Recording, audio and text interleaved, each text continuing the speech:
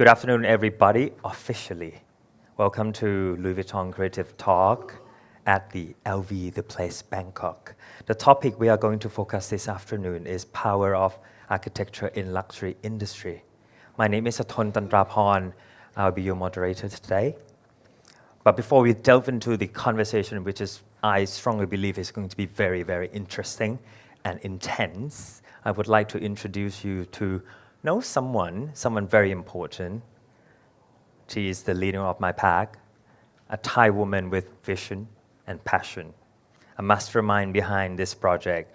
Please welcome Managing Director of Louis Vuitton Thailand and Vietnam คุณวัฒศรี ปัทมสิงห์ ณ อยุธยาครับ สวัสดีค่ะ สวัสดีค่ะ สวัสดีทุกคนค่ะ Good afternoon. It's such a pleasure to have all of you here with me today. I'm so excited actually for this talk. So welcome again to LV The Place Bangkok. Actually, LV The Place is a place where Louis Vuitton combine art, crafts, cultures, and also culinary experiences all in one. And this is the first place that happened, which is in Bangkok here. And we would like to share Vuitton visions, which is just far beyond than just fashion to people of Thailand.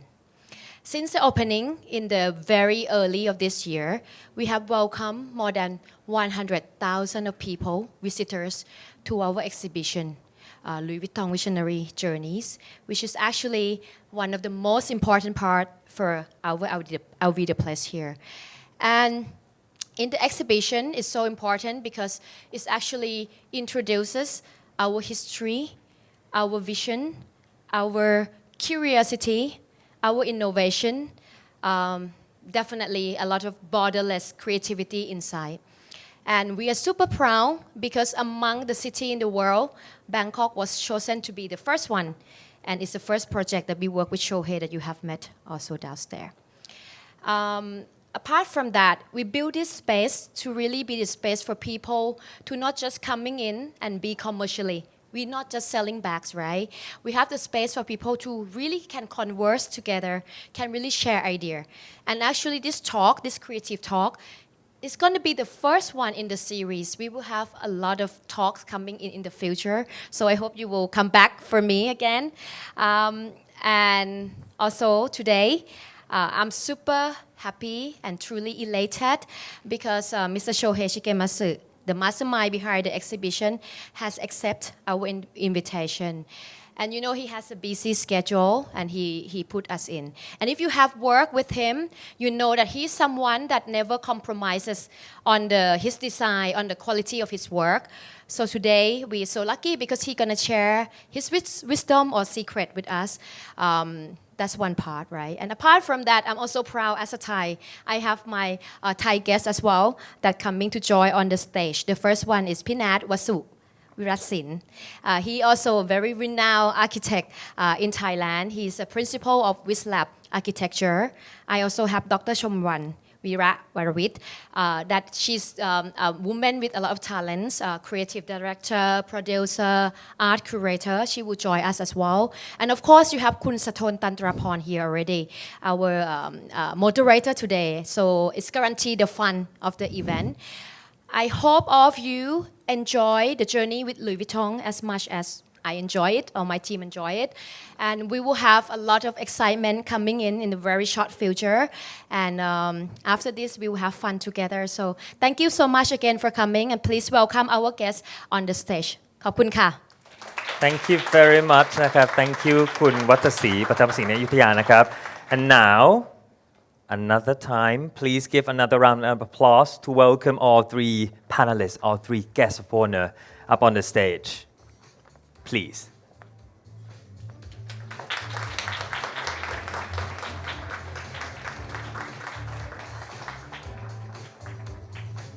There you go. There. Please have a seat. Mr. Shohei Shigematsu, คุณวสุวิรัตสิน and Dr. ชมวรรณ วีระวรวิทย์ นะครับ Okay. When we think about the name Louis Vuitton or LV, what do you think? What do you have in mind? I do believe that people think about fashion. Some people probably thinking about the iconic monogram. Some people think about the greatest creation, like Keep All Bag, Speedy, Alma, Noe, Neo Noe. In my case, I always think about a little tiny, clutch that looks like a trunk you can carry around the world. It's called Le Petit Main. Some people think about the designer, Nicolas Tessier, Marc Jacobs, Virgil Abloh, or Pharrell Williams. Or people think about the collaborated artists like Kusama Yayoi, Stephen Sprouse, Richard Prince, or Jeff Koons.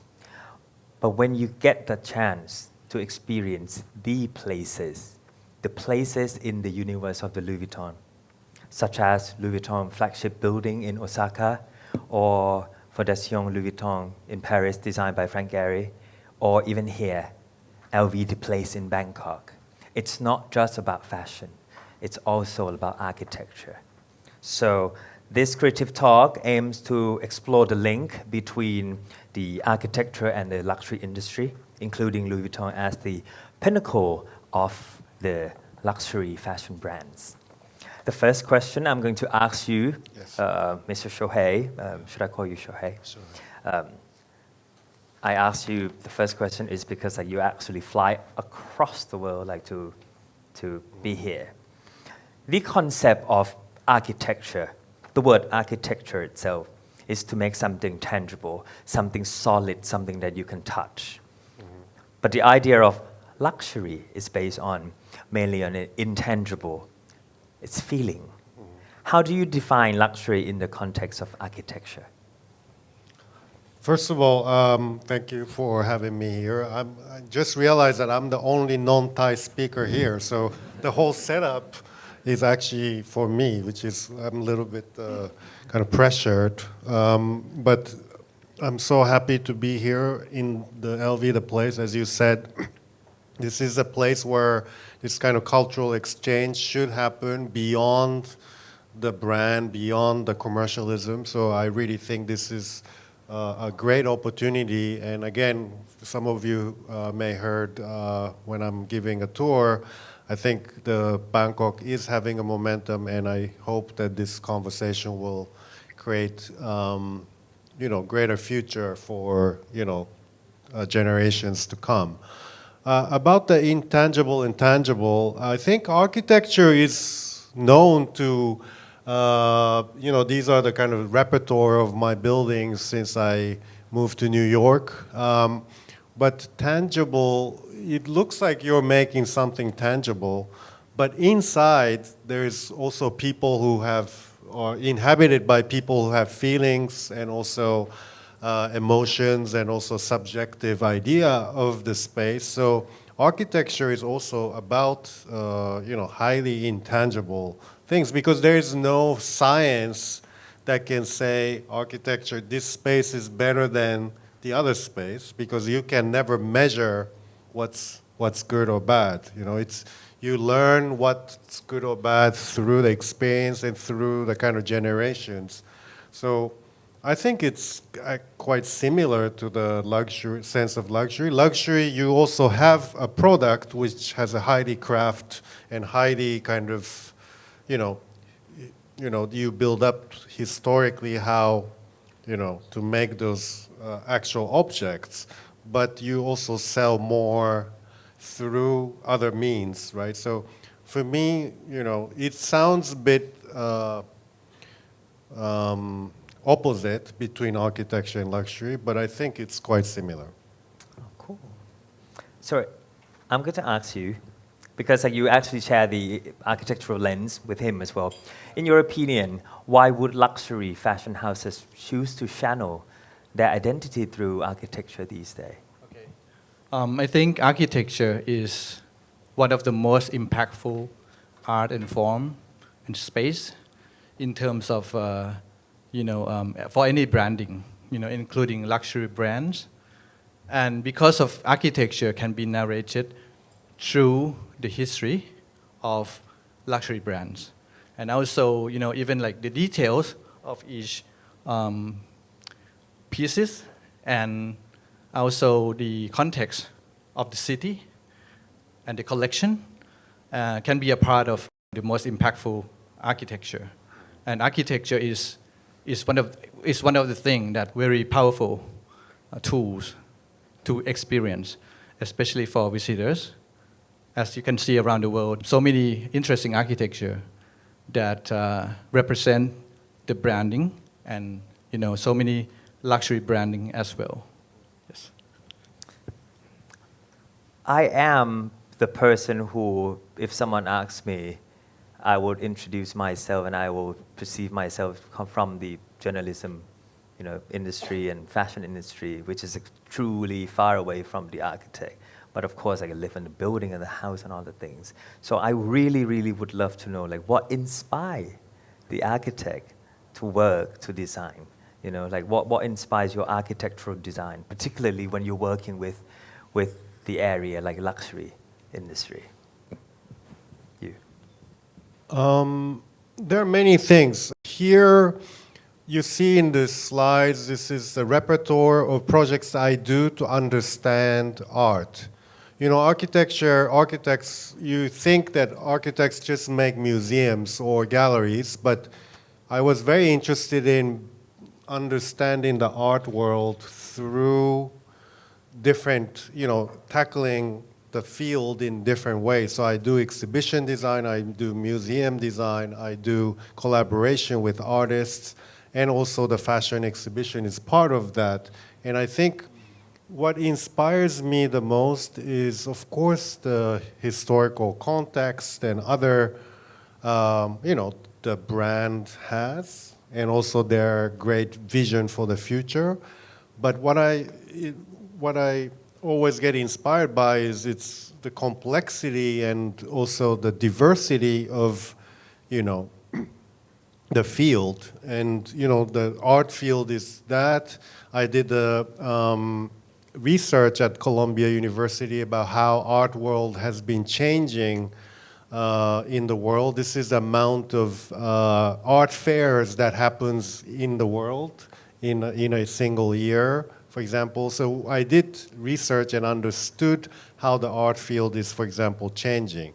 And I think that kind of how it changes, how the society is changing, and also based on the history. This is the project I did for Dior in Japan, so I kind of depicted different types of experience or the languages that exist in Japan, and then somehow also looked at the history. So really trying to understand the context and also how that could be actually made into architecture. So for example, this one, I thought that the way that the dresses, the couture dresses are made, you see this black dress with a structure first, and then you put the material on top of it. So in a way, it's very similar to how the kind of Japanese objects were made with, wooden frame and then Japanese paper. So in the end, I made this kind of space where it was all Japanese paper, and also structure is like a dress, as if you're in the dress, but you're in the landscape. So for me, the inspiration is often the cultural, the background, and also the history, but also how how the society is changing, and that inspires me a lot to really reflect on to the exhibition design. Couldn't agree more, because actually different cultures will give you different perspectives of life and then create a different kind of work.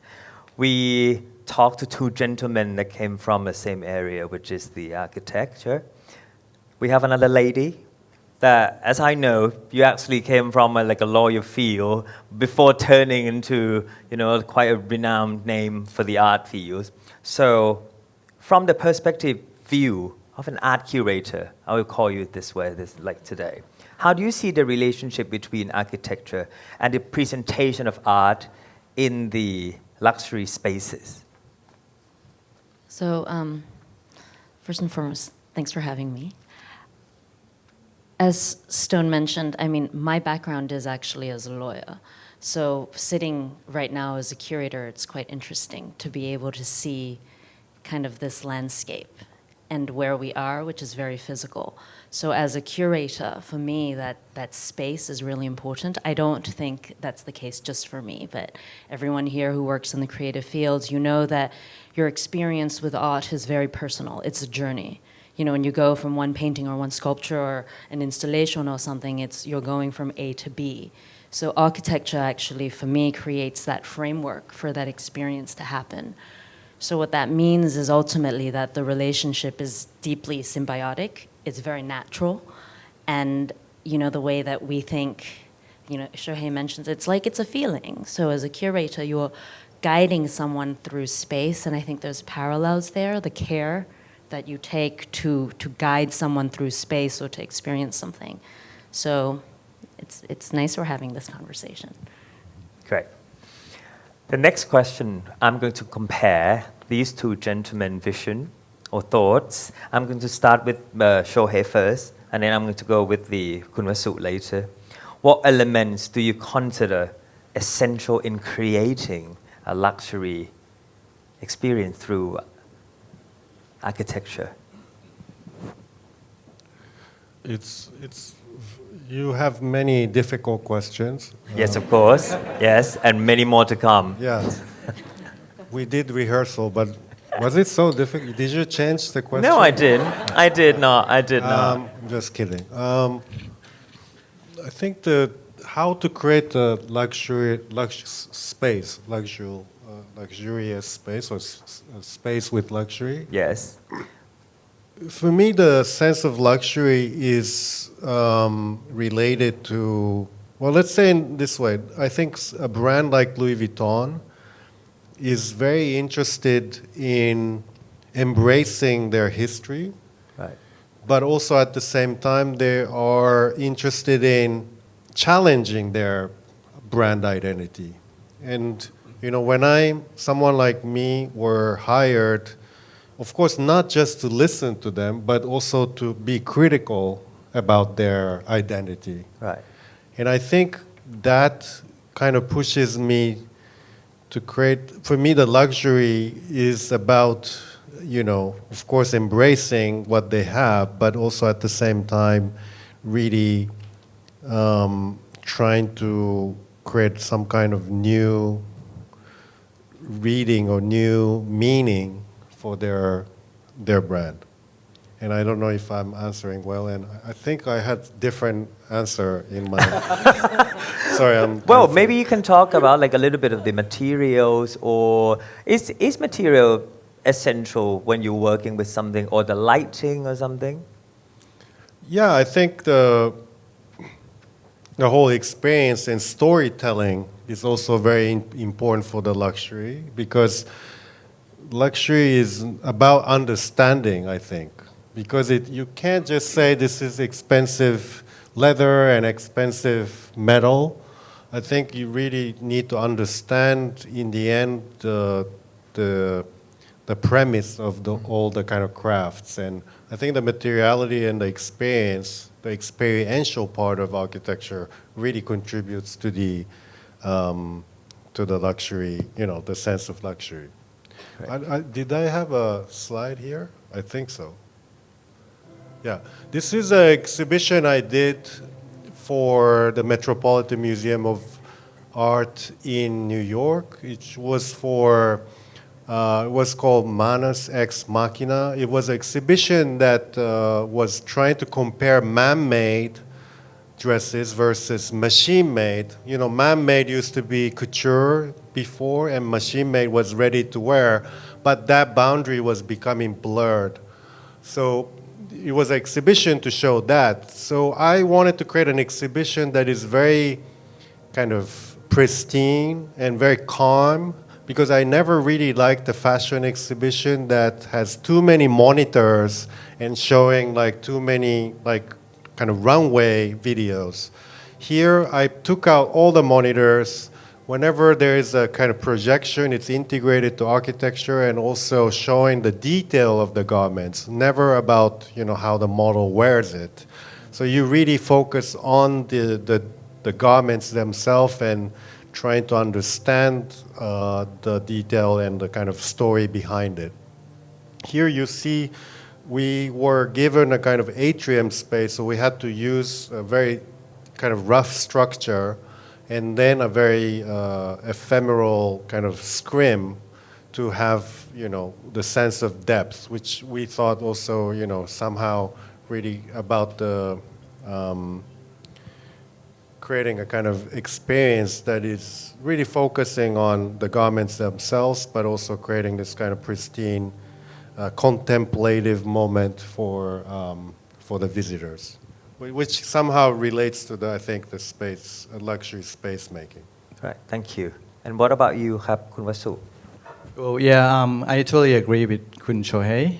And well, one other thing that I remember when you did the rehearsal, you talked about the unexpected experience, and I think that is truly a luxury in fashion branding and in architecture as well.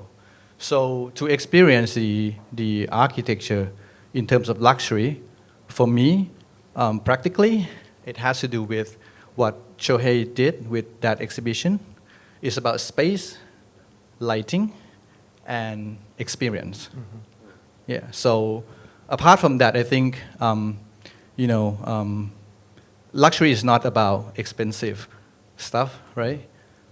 Material somehow like bare concrete or even like sandstone can be luxury. Yeah. So. I think the luxury, it's true that the retail environment, the sense of luxury is maybe actually more difficult to create. I think the exhibition can actually communicate the sense of luxury better. That's why I think there's a very genius part of this LV The Place where you have both. Right. And I think, luxury is very difficult to just express through the retail, nor just through the exhibition. So you need the whole sphere. It's somehow related to what I said about art.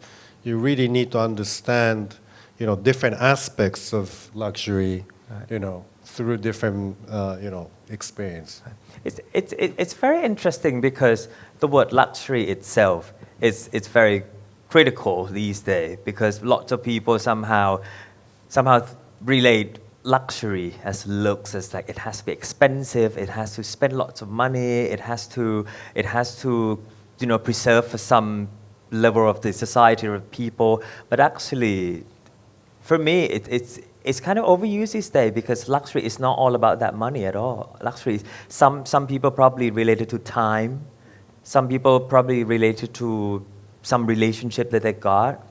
And then if you trying to understand the word luxury, which is part of the name of our topic today, the power of the architecture in the luxury industry, when it comes to the art, you don't have to have the most expensive material to form the sculpture.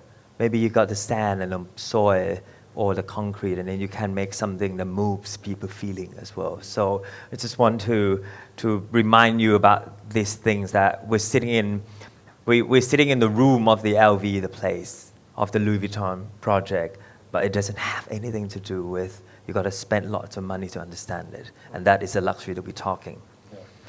Yeah. Your repertoire under your belt as a leading man of the architectural firm OMA.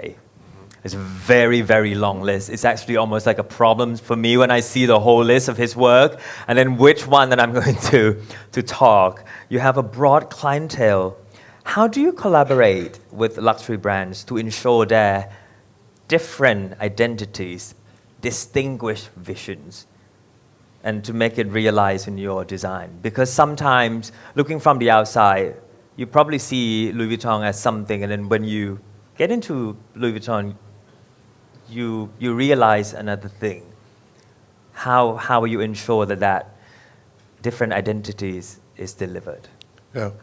I think architecture is sometimes misunderstood because some successful architects manage to use their language to many different projects, right? I'm not going to say who, but so in that context, you feel like architects don't actually think specifically to each conditions.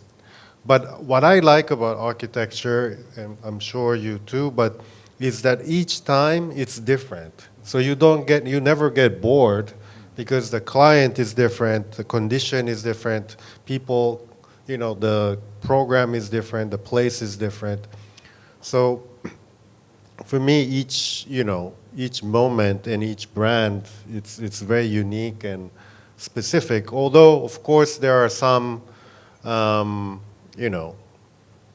consistency, which I think for me the consistency is not the output, the outcome, but the consistency is a process. So, for example, this is a Coach store. I don't know if you can call them luxury brand, but we shouldn't say that. That this is a store we did in Tokyo. The Coach actually started from just selling wallets in different colors, but now they sell like thousands of products. And you see the beginning, they had this kind of very simple wooden shelves as a store, which I thought it was quite nice. But now they can't really organize themselves because there are too many products. So we made this store in Tokyo that it's almost like their curation and their product display becomes a facade itself.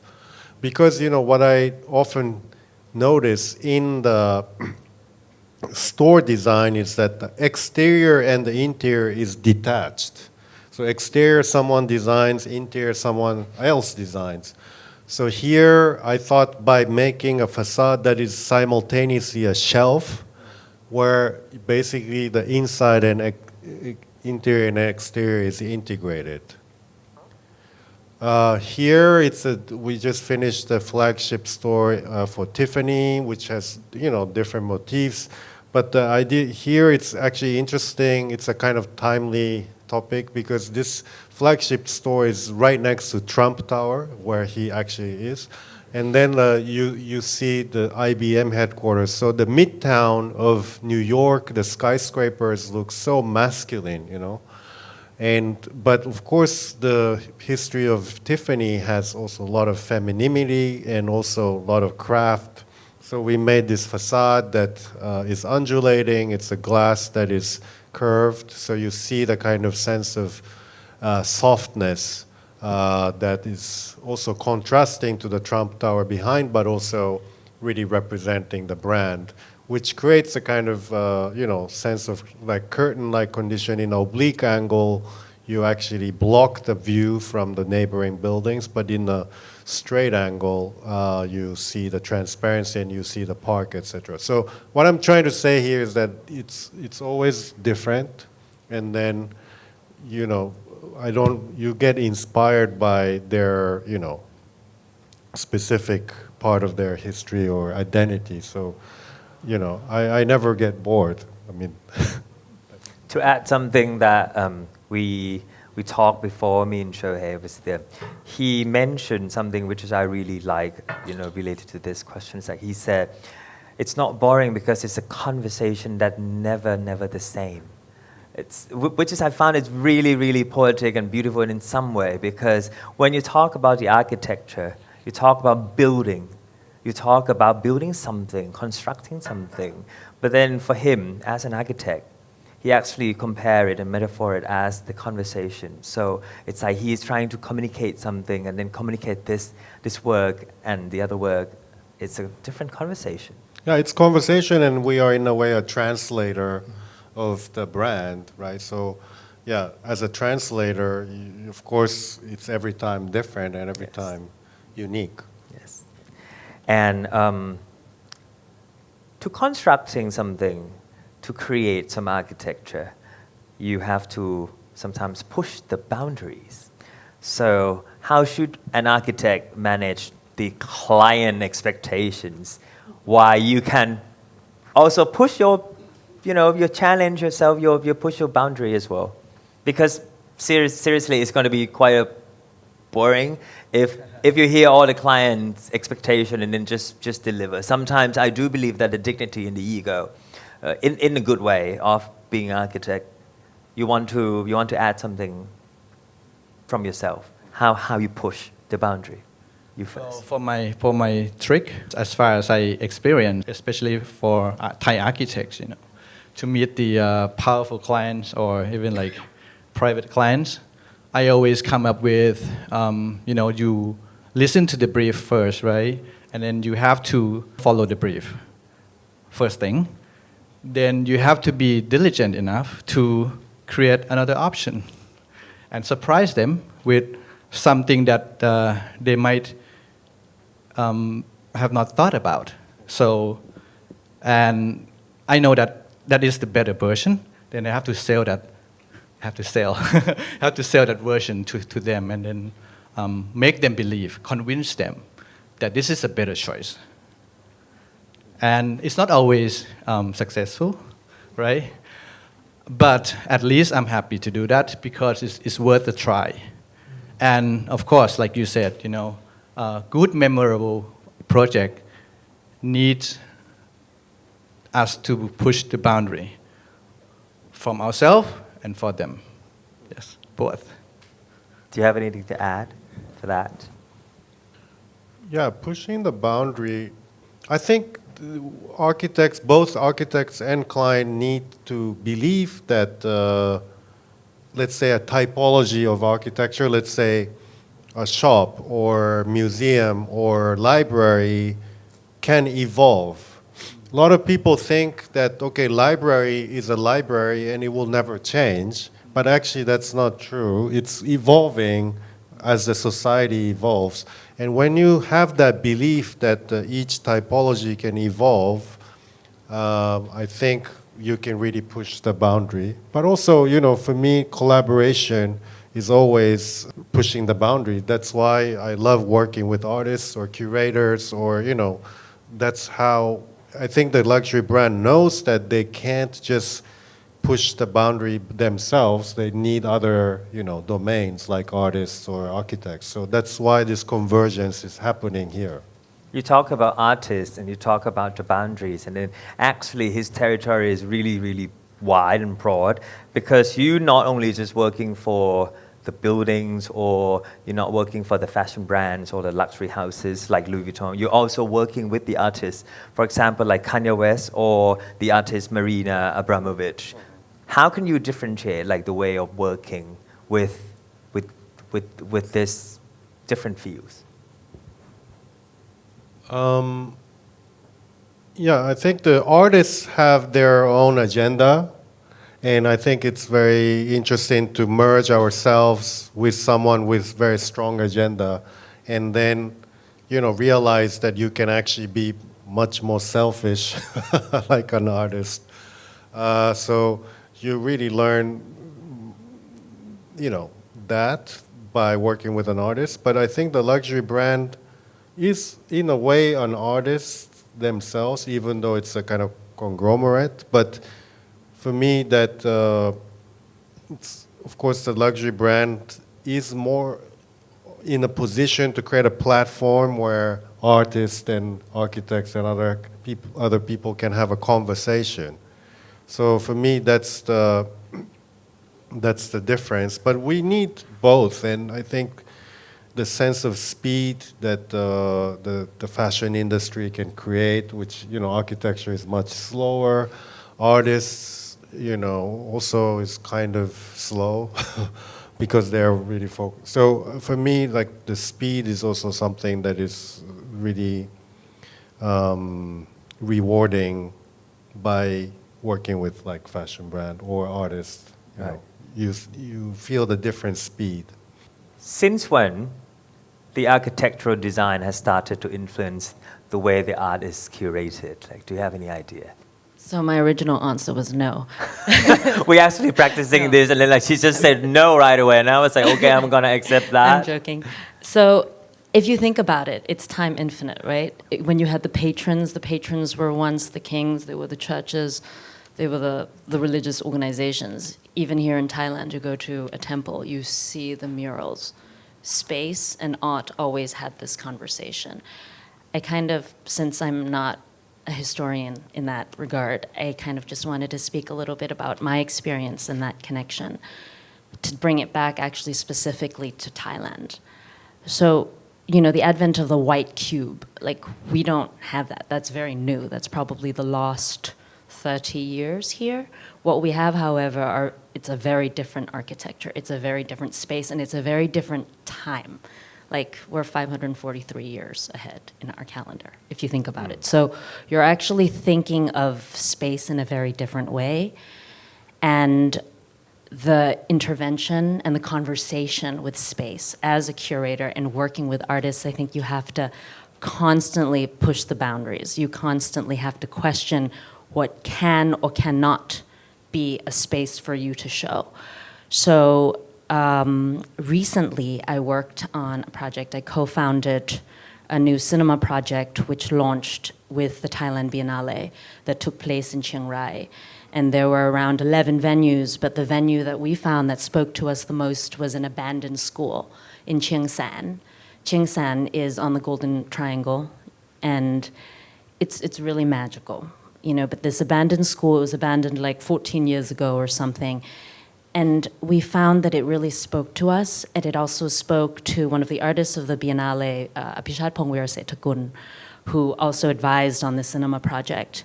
But the Cinema for All pavilion kind of opened in the school. We converted one of the abandoned rooms, it's the purple one. And what we found was, it was the space itself. It was the abandoned school which kind of ignited the program. So we worked with Josh Siegel at MoMA. He curated the film program for us. And the first section was called In the Classroom.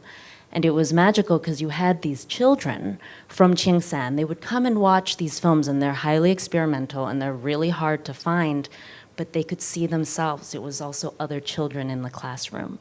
And right next door to our pavilion was Pijoy Apishat Pong. He had 2 installations.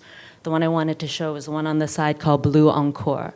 And he really just took that space and created this really beautiful, subtle experience, which really spoke to the abandoned school and the history of Chiang San itself. So I thought it was really interesting how the Thailand Biennale, with its artistic directors, Pirak Rit and Kritiya Kawiwong, they were able to really take the place. It was the history, it was the context. And I think working here in Thailand, knowing that there's these limitations, it forces us to really think outside the box.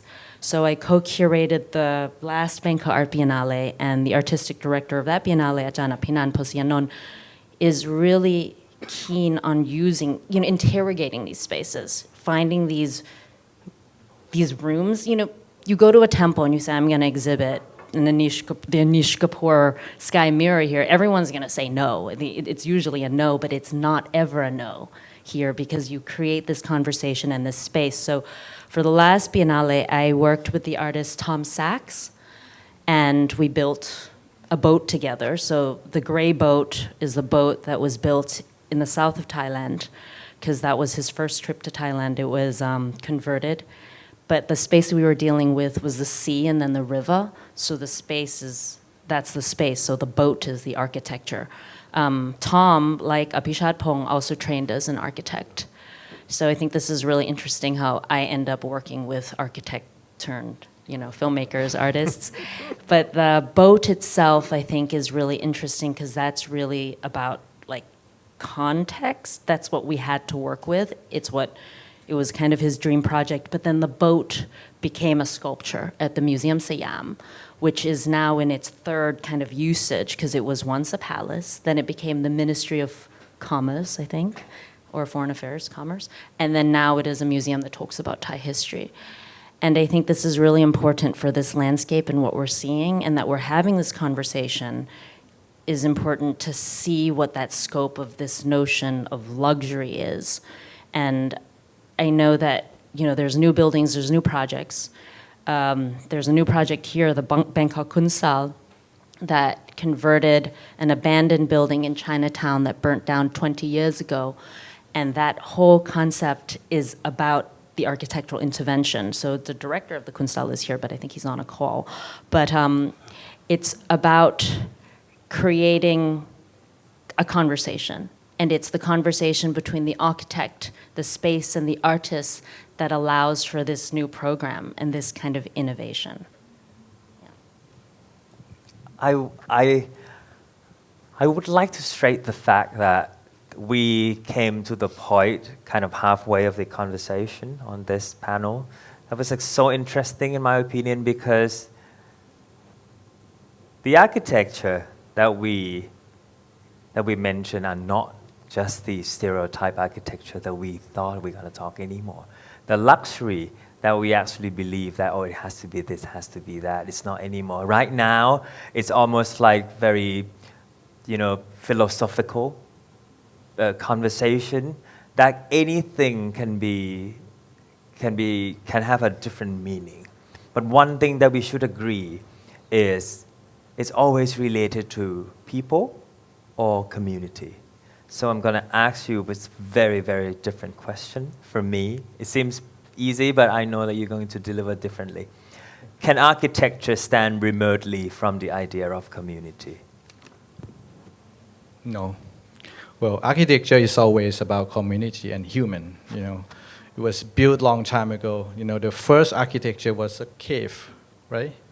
As everybody knows. Maybe a tree, right?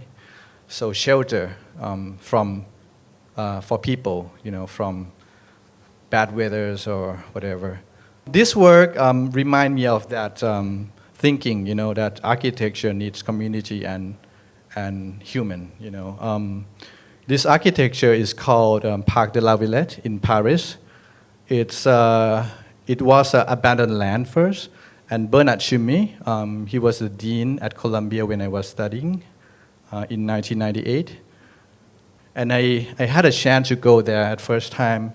It was empty with the red foliage, that's what he called, big park without human.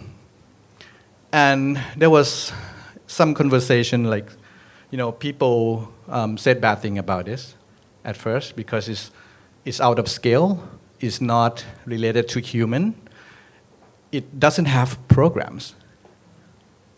Amazingly, but he won competition out of, it has no history, so whatever connected to Paris at all. It's just one big park with a lot of foliage in grids. But later on, this architecture transformed itself by having people in it when they changed the programs. They put some programs in it, just like restaurants, the stage for concerts, or even like an information center. So gradually, I think people come by, and especially like children. Park is for children, right? And right now, I think Parc de la Villette is still one of the famous park in Paris, when a lot of people, go there and spend their, hours at the park. So basically, for me, when you are an architect and you create like architecture without human or without programs, it means nothing. Well, maybe it's a very nice sculpture, but if it has no programs, no events, no people, then it's nothing, right? Because architecture is always created for people and community. And better architecture is better community. Perfect.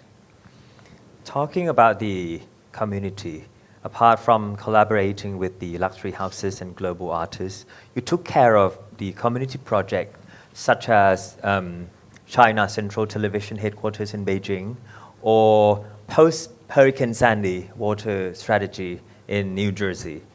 How do you make these architectures help make positive impacts on the others' lives? Yeah, I think the community itself is, as you said, it's already, architecture always makes community. I think we need even better effort nowadays. This is a project that I'm doing in Miami Beach, where it's a restoration of reefs, coral reefs. But restoration of coral reefs are easy nowadays with technology.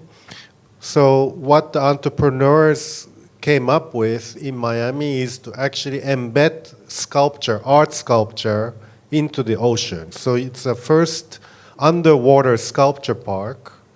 And above those sculpture, basically the reefs grow. So it's a kind of win-win situation where it's for the tourism, it's also for environmental protection, also for the community building. So, for me, something like this is a kind of interesting model for not just for the community, but creating, convergence between art and architecture and environment, etc. So this is a sculpture we did. It's kind of a bunch of spiral staircase put together and creating this kind of space where reefs grow, but the divers can also hang out in the ocean.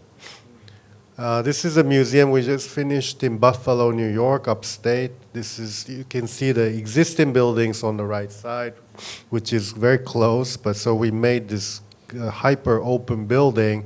Basically, we wrapped the whole gallery with a glass veil, so you can have this kind of sculpture terrace or promenade around the gallery box, where it's also for community. So you see this kind of community gatherings, improvised activities happens around the building.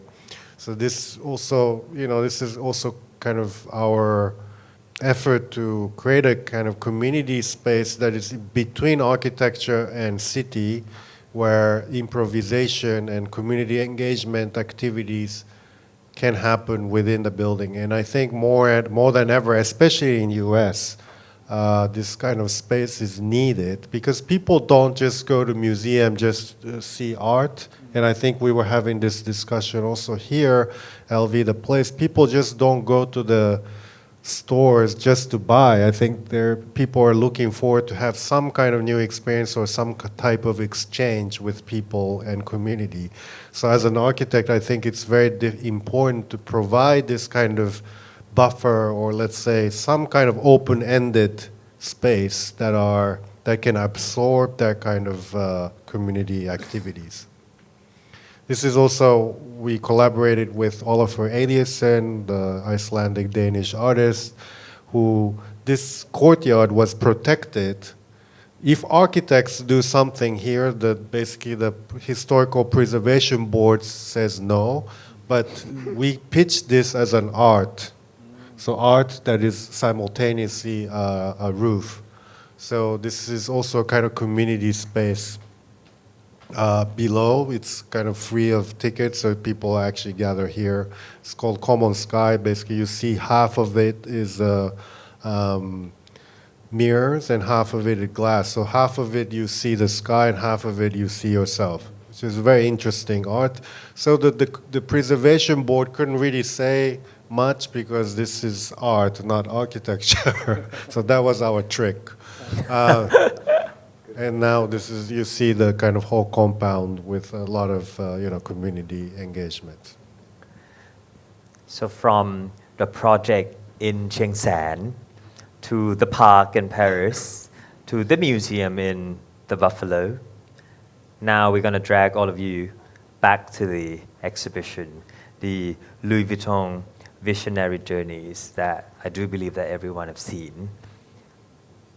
What was the relationship between you and Louis Vuitton, the brand, before this project took place? And how did you become the leading man of this exhibition in Bangkok?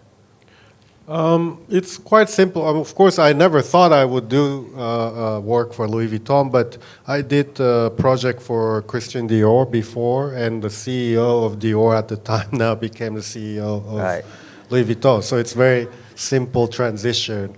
But I think it all started from the project that I showed at the Metropolitan Museum of Art. That exhibition was kind of well received, and a lot of curators actually called us to do a fashion exhibition at the museum. And museums now, fashion exhibition are blockbusters. A lot of people wants to go to fashion exhibitions.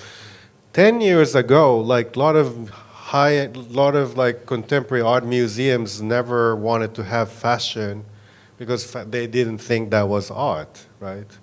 So I thought it was a bit strange that everyone is suddenly accepting couture dresses to be in the white cube. So I thought that I should really contribute to push the boundary to really redefine what the fashion exhibition is. Because the fashion exhibition, the dresses are not art.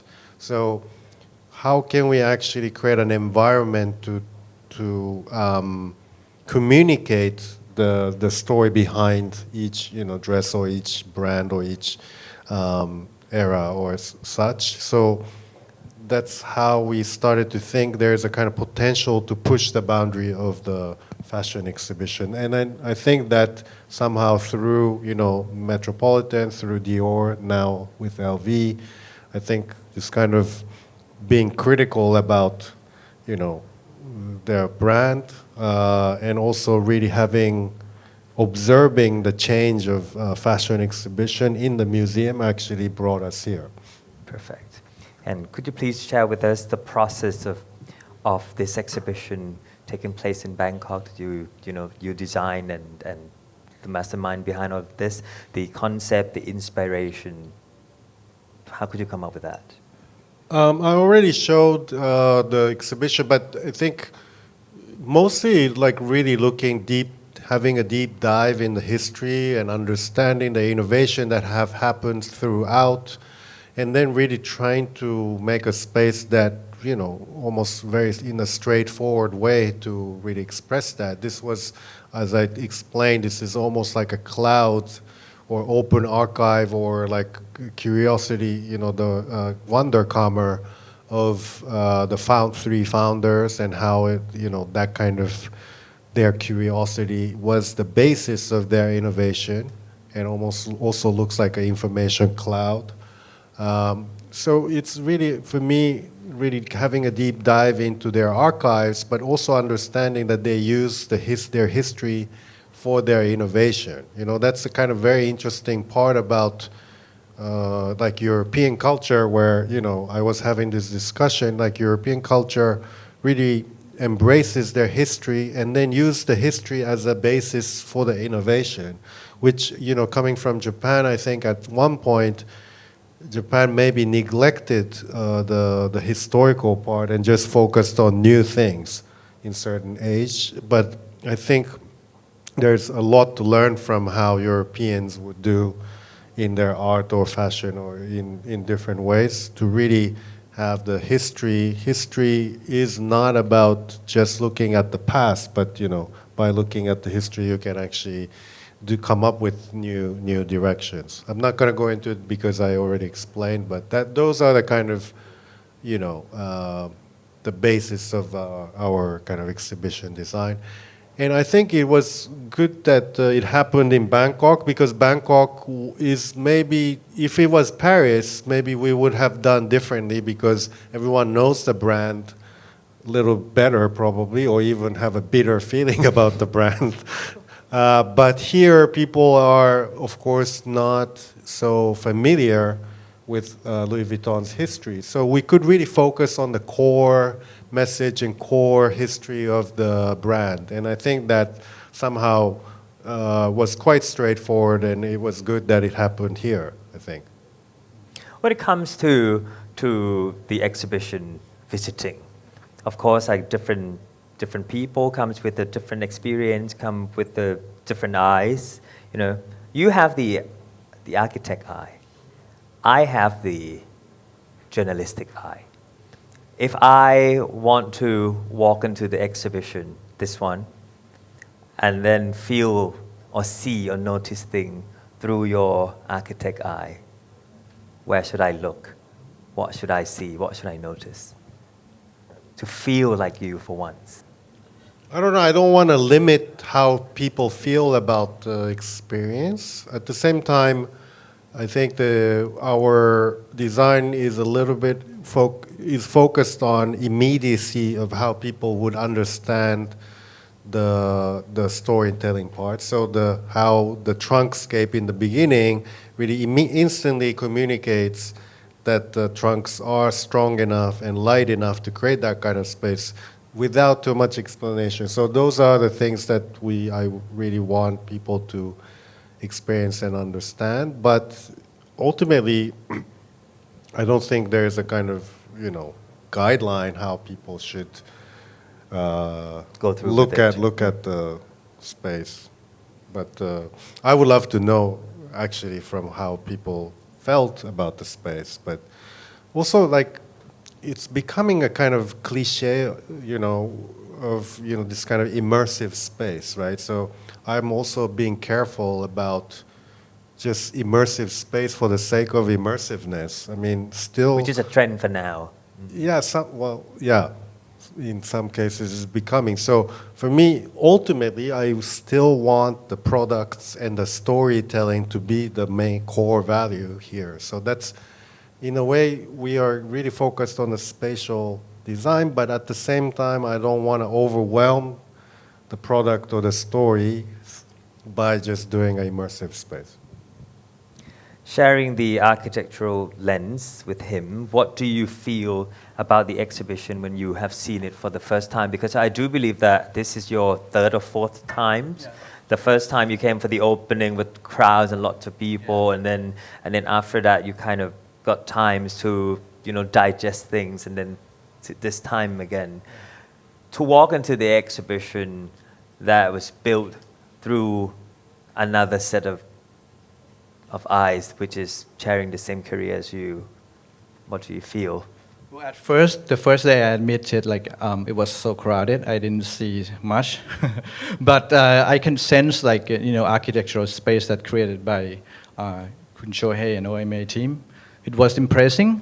For the second time, I think I thought I had a good look, and I was impressed, and it was amazing experience when you walk through each space, one by one, because I like, Le Corbusier talking about promenade architecture. It's the same thing when you experience a space with different kind of atmosphere, and it can create feelings. For me, the first one I saw what you did with the trunkscape, right? It's amazing how the first thing I try to look how you connect each piece. Because it's amazing, you always see trunk on top of each other, right? But this one is all connected in the tunnel space. So it's kind of, it's a lot of work doing that. Secondly, I like the second space when I see the history of Louis Vuitton and how you wrap around the space by a lot of history in it. And piece by piece, especially the first trunk, that it was amazing. It was from function-wise, right, to travel by a camel or by So it was amazing, and it's very knowledgeable. And at last, I think it's ended with a smile, right? Because I got a very nice souvenir when I. Walk with Kunu. Like to the last room, which is like colorful room. And you know what I got? I think I got the tote bag. The tote bag. Yes, I was one of the lucky persons to get that, and I like the setup and everything. It wasn't about the good design of the space only, but it's about the experience. That's what we've been talking about today. Right. And for your information, it's all about Thainess as well, because that room, particularly that room, was inspired by the Talat Rot Phai. It's there is a picture of the train market that if you see from the bird's eye view, at night you will see the roof, the colorful roof, in colors, in pink, in neon blue, in yellow, and that was the inspirations of that room. That gives you smile and fun. So. Everyone, please, revisit again and then see the Easter egg and the whole thing. As a professional in the art field, what does this Louis Vuitton project in Bangkok represent, in your opinion? I think it represents the possibility of convergence and the possibility of collaboration, where before this, a luxury brand collaborating with lots of people in the room, it wasn't something that was possible, not like this. So we're sitting here, we have this panel discussion. shows here from New York, Japan.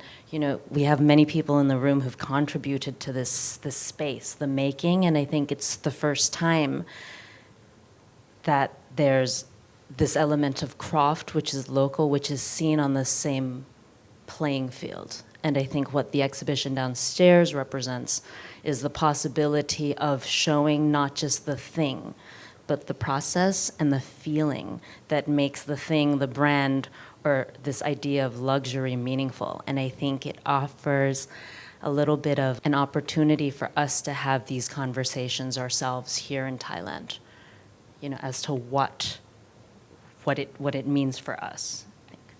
Is there any room that give you goosebump or reminded you of some past stories of yourself? Okay, so maybe there's two, but I just gotta say, when I walked in, I remember thinking to myself, how many times did Shohei see Stanley Kubrick's Space Odyssey 2001? No, but I remember walking in and thinking, wow, I feel like Dr. Bowman. And that journey from Jura to Bangkok, I thought it was really clever. So it reminded me of this cinematic experience. And I think the moment that I was like, oh my God, I love this so much, was the collaborations room. And to see the Steven Sprouse collab, because that was like 2002. And it reminded me of how excited I was as a younger person to see what Marc Jacobs did, which today I think we take a little bit for granted, these multi-industry, multidisciplinary collaborations. But back then, for Vuitton and Marc Jacobs to collaborate with Steven Sprouse, I mean, it just made me so happy, and it reminded me of, when I was younger. It's cool. Perfect. Many times in the exhibition around the world, the exhibition was designed to play with the audience feeling. Sometimes for the particular moment you probably feel excited, for the particular corner you feel nostalgic or something like that. I always kind of experience myself going to the exhibition like going to the theater with some great pieces or some great scenes. Sometimes the director carefully direct for you to cry on particular dialogue. Were there any part in this exhibition that you carefully plan to trigger a feeling that when it hit this mark, the audience might feel something? Yeah, great question. First of all, I actually wanted to become a film director before architect. But in Japan, there is no film school per se in the university. And I was too shy to tell my parents I want to be a film director. But I think that this whole exhibition is constructed as kind of one theater piece or one film, going from dark to light, or each room, each scene is very different, but as a whole, it kind of becomes like one story. So for me, I think it's not really calculated where exactly people should feel X and Y, but I think as a whole, we always see this not a kind of exhibition design, but more like scenography design. Okay, thank you very much. We talk about the architecture, we talk about the future, we talk about the exhibition. We have a young crowd over there that one day grew up to be, one of the people that are probably sitting around here having a session of talking, maybe here or around the world. What do you see as a future direction of architecture in the luxury industry? Maybe they have some idea for them to do in the future. I think what future is exactly what's happening here. I think the retail environment will evolve into a place for exchange and not the commercial transactional space. Because commercial transaction can happen virtually or in many other places, but this kind of exchange and in-person exchange can only happen by being here. And I think this is a great setup, to be able to actually have this kind of, as you said, philosophical or cultural discussion within the retail. I think this kind of thing was not happening before. we did it in like Soho for Prada, but I think this is really the kind of representing the future, and I think they should really see the retail space not as a typical retail space that they know, but they can be much more, they can imagine much more radically different environment, I think. So I really envy them because I think their future is quite wide open. Perfect. And what about the art scene? How do you envision the future of art curation in the luxury architectural environments, and maybe you see your role change for the evolution of your role? So I can really just speak for myself and the kind of communities that I connect with, but I think it's the future. It's the future because it's inevitable. Ultimately, these spaces, that Shohei's talking about, that Peanut's talking about, these retail spaces, these malls, they're inevitable, they're here, so how do we use them? And how do we create a deep, meaningful conversation that isn't extractive or exploitative, of ideas? How do we go in depth? How do we work with the powers that be today that are the luxury brands to be able to create more opportunities? So I think for curators, for young curators, for artists, for architects, I think we're here in Thailand, it's so exciting because there's so much happening. We have a new art institution in Chinatown. We have a museum that, is young, that has a satellite space in a hotel. We have a new mega museum opening next year. We have so much happening. So how can this, and with, I would say, a less than overwhelming, so perhaps underwhelming public sector vision for what culture could look like. So in the absence of that long-term vision from a sector that should be responsible for our cultural well-being, who do we rely on and who do we talk to? So I think this is the opportunity. I think where I see myself is, I love fashion, but no, I think it's important to understand that there are partners beyond what we see as our immediate community.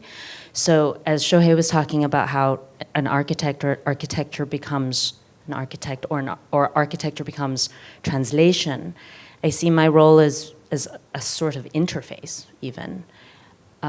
Because I think the languages are different. I don't want to call it translation because it's not just spoken language, but it's a feeling, it's experience, and it's context. And I think it's being able to sit in the room together and to be able to listen to each other to create something meaningful. And I think these luxury spaces are inevitable spaces for us to have these conversations. Great. The last question from me, I'll ask you two. I will start with you first, Khun Vasu, and then Shohei later. What advice would you give to the young architect aspiring to work in this field? Well, I was an instructor once, and I always said this. Well, architects, to be an architect, you need, long hours, right? You need patience. It takes a lot of patience and passion. And for me, to keep up the passion is quite difficult for young architects in Thailand because they don't have many chances. But if you find a way to keep up your passion by traveling, by, checking in any architectural projects and learn each day with your passion and wait for your turn, then I think one day you will have that chance, to create not importantly the biggest project, but it can be a very small project, but a very interesting one. So I think we have seen that in many young talented architects in Thailand. They are the new waves, and I'm happy for them. Yeah, and because they're keeping the passion alive. Perfect. What about you? I'm going to say something very different from what I wrote, but I think the architecture education is really not good right now because they teach as if being an architect is one of the best things they can be, but they don't really teach to be a client, good client, or like quit architecture and become a gallery owner. I mean, architectural thinking is applicable to many different things, and I think as the society is so diversified, I think being an architect doesn't necessarily mean that you become a traditional architect. And I think there's a wide open direction to be an architect by not a traditional type of architect, but using your architectural thinking. And I think that's what I really want to tell them, not to limit themselves to the typical notion of architects. And I often say it similarly that I started my career in Europe, then I worked in China, and then Middle East, and then Russia, and then now US, and also Latin America, and also now Asia.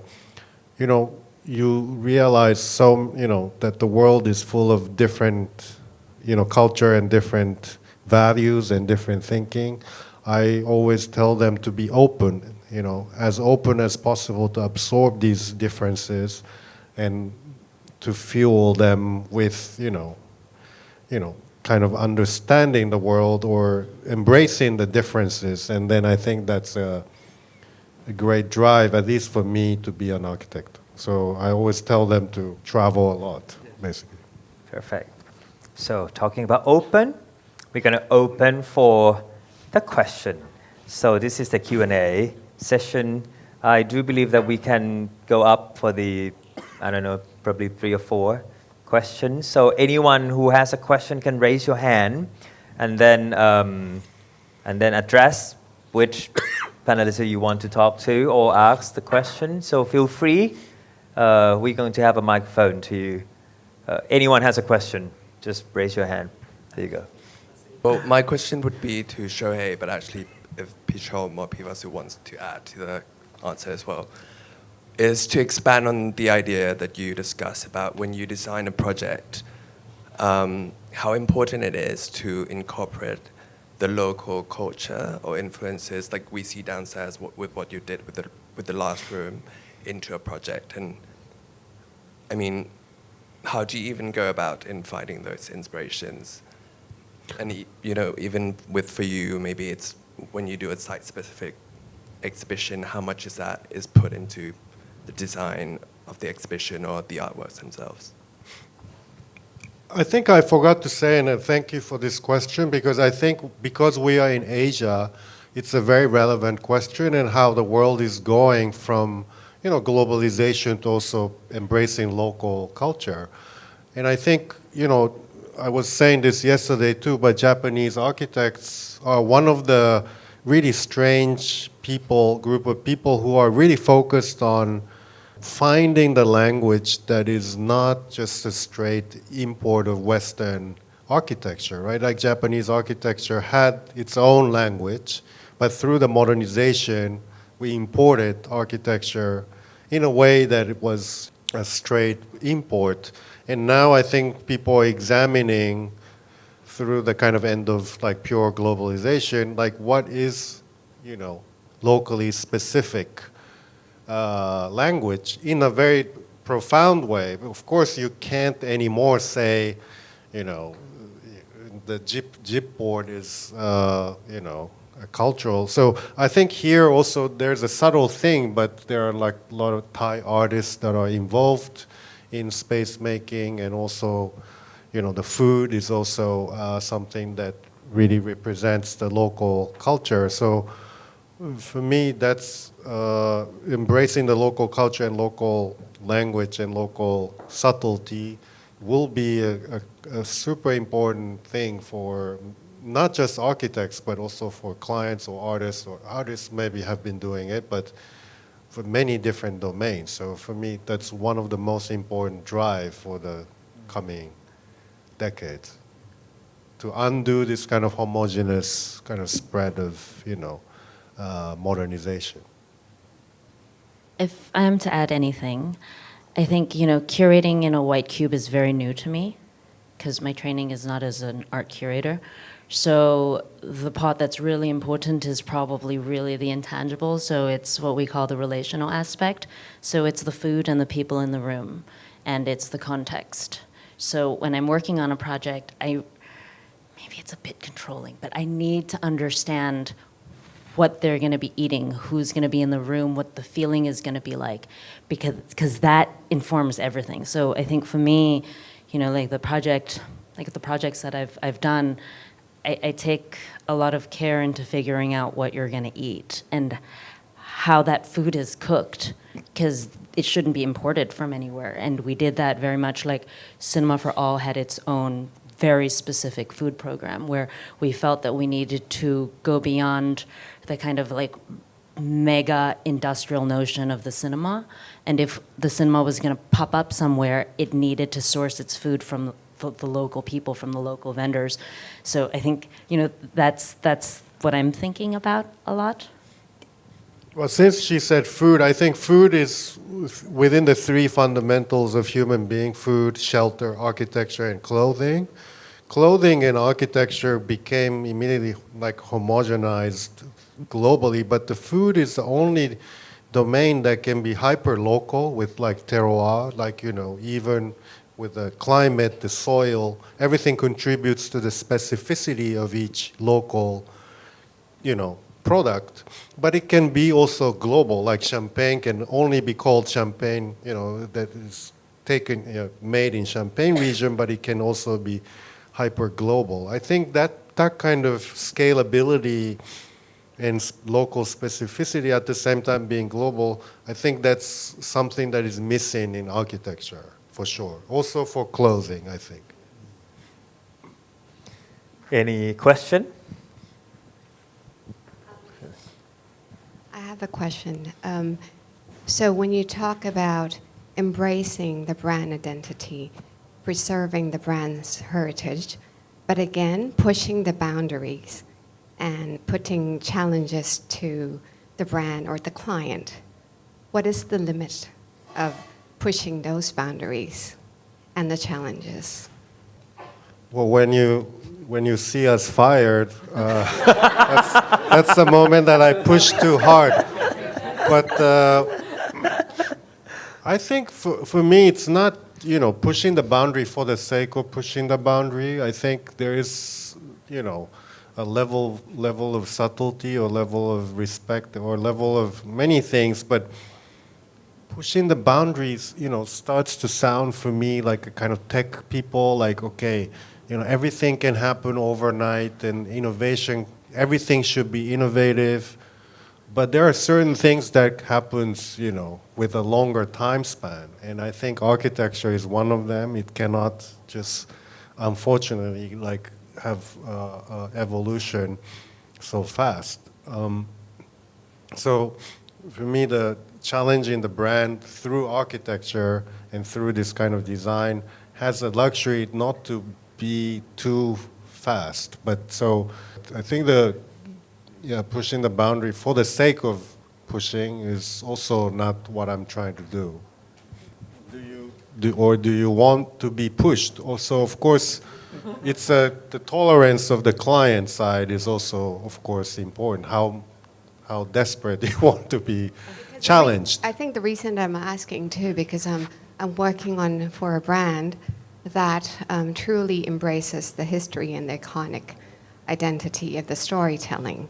But again, we need to be relevant with, aligned with today's consumer and customers and the trends. Yeah. But then again, that's a challenge for me, meaning how do I embrace the history going forward, and what is the limitation on that? Yeah, but as you said, the word trend, as long as you're maybe looking for the trend versus history, maybe that's not, good enough. I think the trend is something that is created by a kind of larger whole, but here I think you have, well, I think this kind of cultural event is so valuable because it goes beyond the brand, and this inspires people and creates a next step for younger generation or other people. And I think that kind of cultural effort for me is one of the way to actually push the boundary without, trying to be too desperate to create a kind of trend or commit to a trend. So, yeah, I think this what's happening here is one of the answer, I think. Thank you. ขอไมโครโฟนให้คุณแจ็คครับผมโอเคคุณแจ็คมีไมโครโฟนแล้ว Okay, so I have a personal question for each of you, including you too, Kun Saton, if you'd like to Okay. please contribute. I'd like to know what comes to mind for each of you. The first thing that comes to mind that the question is, the answer is, this is luxury.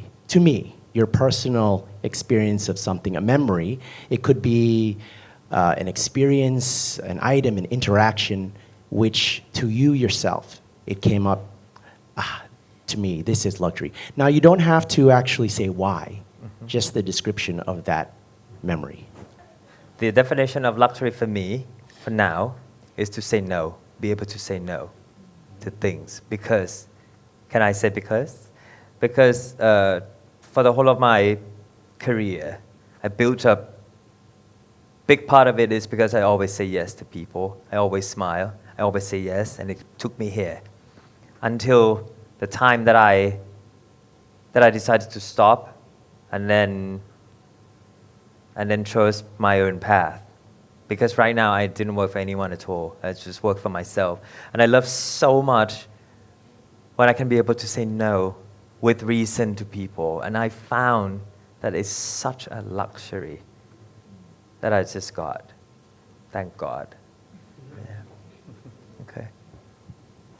Maybe similar. I think having a choice and having an understanding of the world is for me such a luxury. I mean, compared to my parents' generation, to be able to be here or understand and then make a choice, I think that's for me a luxury. Can I just follow you too? Because I always feel like freedom is the most luxurious one for me, because I came from a doctor family and my parents both are doctors, and they said two of you guys, I have two brothers, including me, three brothers. Two of you guys have to choose, have to be doctors, and one you don't have to. I was the first one who raised my hand because I got the privilege, because I know what I want, right? So I think that was the most luxurious thing that I did in my life. It took me here too. Maybe I'm not as big as OMA, but I'm happy for what I'm doing, and I think that's the only thing I can do for the rest of my life. Yeah. Is this something that you were expecting, or are we really boring you because we are too proper in answering? No, it's great answers. They're speaking from the heart. But I was kind of hoping for, I was in this hotel and I was swimming naked in a private villa pool. And Yeah, I thought so too. So we are boring you, no? We still have one answer. It's such a hard question because the answer could be one thing and then it could be the other. But I've been thinking about this. What is, for me, true luxury is being able to have both things, i.e. to still be here in Bangkok, to live here, and be able to not feel like I'm missing out on anything. Does that make any sense? To be able to be in the city, but know that I can escape anytime to the countryside. To be here, but also know that there's it is a luxury to know that the hyper-local is also super international. That luxury of knowing that you can choose to be here and not have to follow. And I think that's really it's a feeling for me that's very recent because I didn't really grow up here. So to be here and say, I am so happy to be living in Bangkok at this time and have some of the opportunities or the conversations that I'm having because I don't have to go and live somewhere else. Does that make any sense? I don't think he's impressed with. But what's yours? What's yours? Swimming naked in a private villa in Siem Reap. Wow. I would love to join that. All right. Any question? Okay. The lady over there. I have a question about how I feel like architecture is providing like a venue, a framework for the brand, but how involved do you get with the actual customer experience? Because I feel like if you have good architecture, but the service or the experience doesn't reflect your vision, then it kind of ruins the whole project. Did you have a bad experience here, or I will tell the regional head. Architecture is always some people misunderstand architecture, but architecture is always about the hard and soft as in operation and the space being highly integrated. That's the best architecture, right? It's not just the best space. I think the program, the function and the space and the operation should be highly, synchronized. That's the best architecture in my definition. So here, the shop, I think the retail is a bit of a difficult one because, of course, it's a machine to, sell. You say customer experience, but in the end, it's about selling, right? So. I guess it can translate to, we said luxury industry, but it could be luxury hospitality as well, or something that's not retail. Oh, okay. So your question is about that.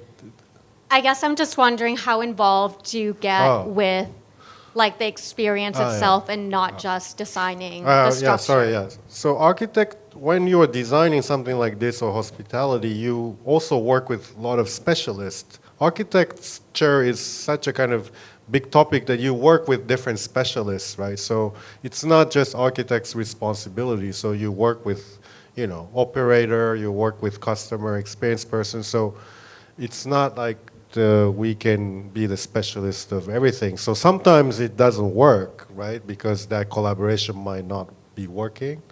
So there's a lot of potential that it might not work, but sometimes it works also perfectly. So architects are not fully responsible for the operational side. I do believe we can have one question, the one last question. Oops.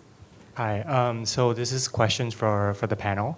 So I'm curious if for designing or creating spaces, are from a perspective of an architect versus an artist or an art curators, are there any similarities or differences in the approach? I think I mentioned it before. Like for me, when I'm working on a space, curating a space, or creating an experience, I think about that journey from A to B and the interactions that can exist in that space, and I kind of try to imagine the various scenarios. I am very, very lucky that I have many architects around and designers around and people who understand space. So for me, I think it's and I'm terrible actually with physical space. So I'm really lucky to have people around me who are able to, but I think the process I imagine that we have in common is imagining what that experience could be. Just that it's the journey and it's all very personal. So as a curator, you imagine the story, the journey, the narrative, what you're trying to tell, not in space as an idea, and then ultimately in space.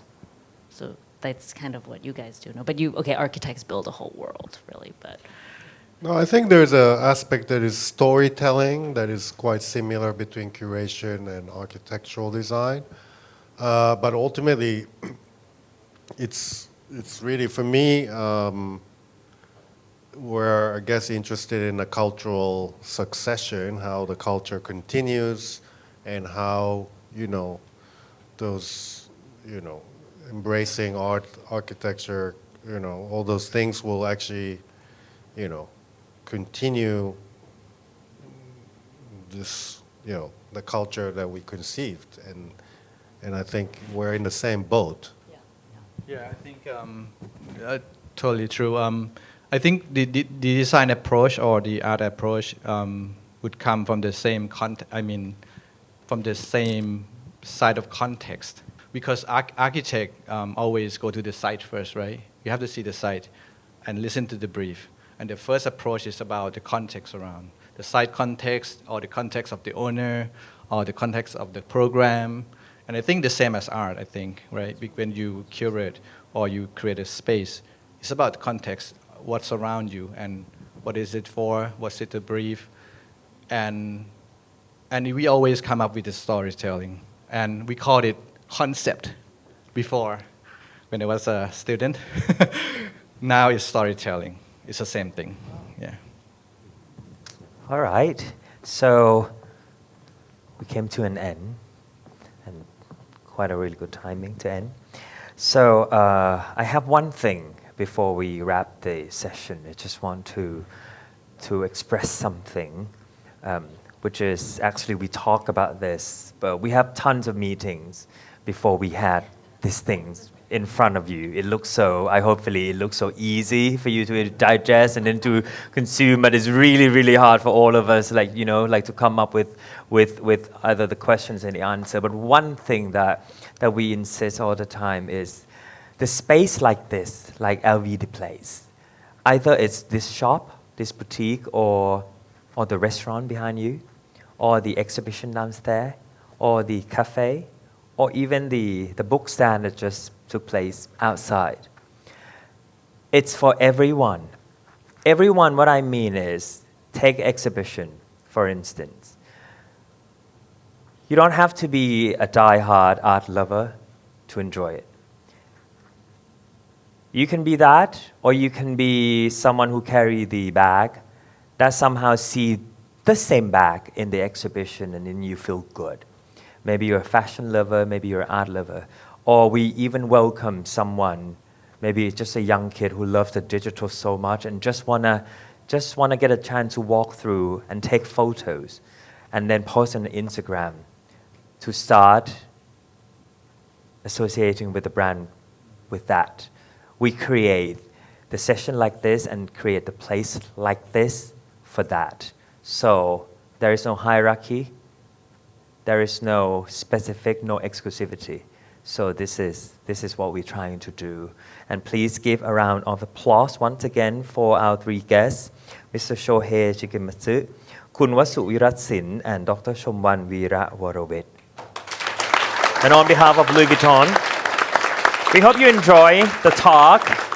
And thank you very, very much for joining our journey through architecture today. Thank you.